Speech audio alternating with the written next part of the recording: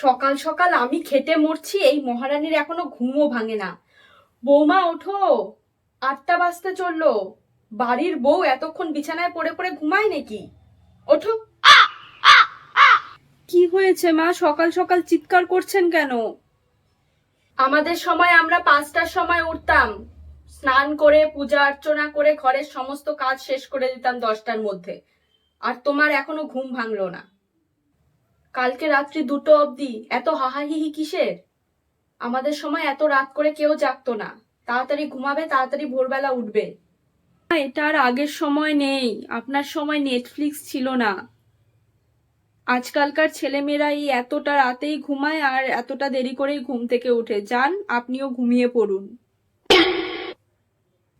কই, আমার মেয়েকে দেখো তো, সেই 6টার সময় ঘুম থেকে উঠেছে। একেই বলে বাপের বাড়ির শিক্ষা। তোমার বাপের বাড়ি থেকে তো কিচ্ছু শিখায় পাঠায়নি। মা, একবার গিয়ে কনফার্ম করে আসুন তো আপনার মেয়ে এখন ঘুম থেকে উঠলো নাকি ঘুমোতে যাবে।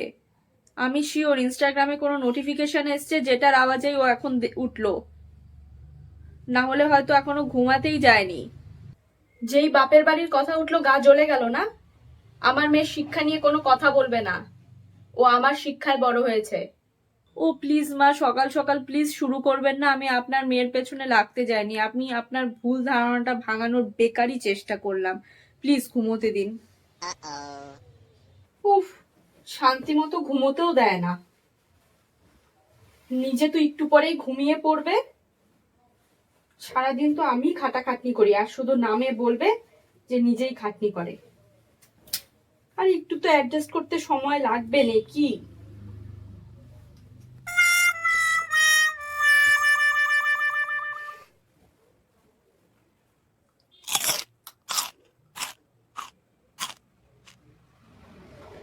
এত তাড়াতাড়ি খাচ্ছ যে? ট্রেন ধরতে যাবে নাকি? না মা, আসলে ও, আমি তো আবার জানতাম যদি খাবার ভালো হয় তাহলে মানুষ স্বাদ নিয়ে নিয়ে অনেকক্ষণ ধরে বসে বসে শান্তিতে খায়। তোমার মতো যে তাড়াহুড়ো করে জানতাম না।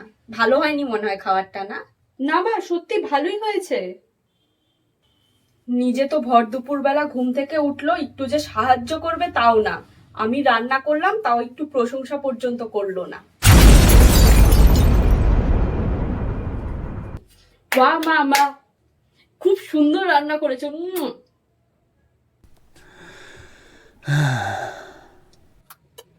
হয়েছে হয়েছে, এবার চিৎকার করে পাড়ার লোক জানাবে নাকি? আহা মা, খাওয়ার সময় এত কথা কিসের? খেতে দাও না ওকে একটু। ব্যাস, হয়ে গেল। এই ছেলে, বিয়ের কয়দিন হয়েছে এখনই বইয়ের পেছনে পেছনে ঘুরে বেড়াচ্ছিস? আর আমি যে 9 মাস আমার পেটে ধরলাম তার কি? সেই ব্যাপারে কোনো কিছু না, বই ঠিক। আমি বললেই দোষ। মা, আপনার যদি নিজের ছেলেকে হারানোর ভয়ই ছিল তাহলে বিয়ে দিতে গেলেন কেন? নিজের কাছেই বেঁধে রাখতেন। এই বাড়িতে তো নতুন, অ্যাডজাস্ট করতে একটু সময় তো লাগবে।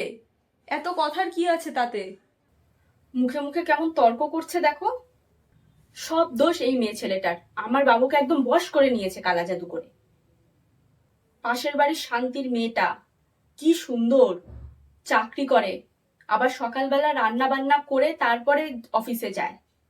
এইদিকে বাড়িরও কাজ করে, ওইদিকে অফিসও সামলায়। যেমন কাজে পারদর্শী, তেমন দেখতে অপরূপ সুন্দরী।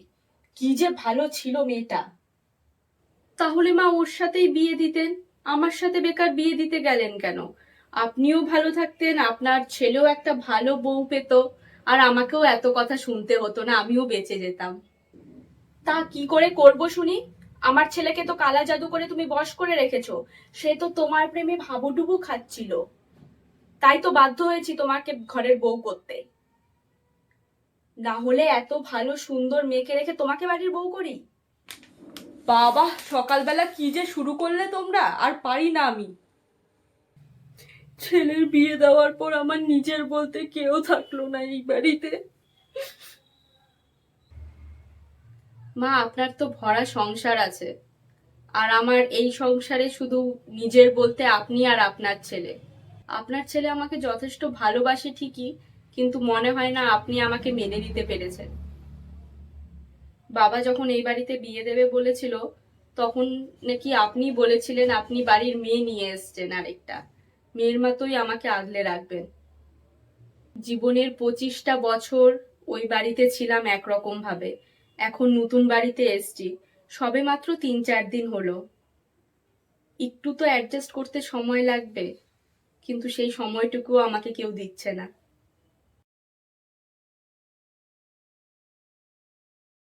আচ্ছা আচ্ছা, আবার কান্নাকাটির কি হয়েছে? আমারই ভুল হয়েছে। তুমি আসার পর আমি আর কি একটু বেশি করে ফেলছিলাম, আমি আগেও তো কাজ করতাম।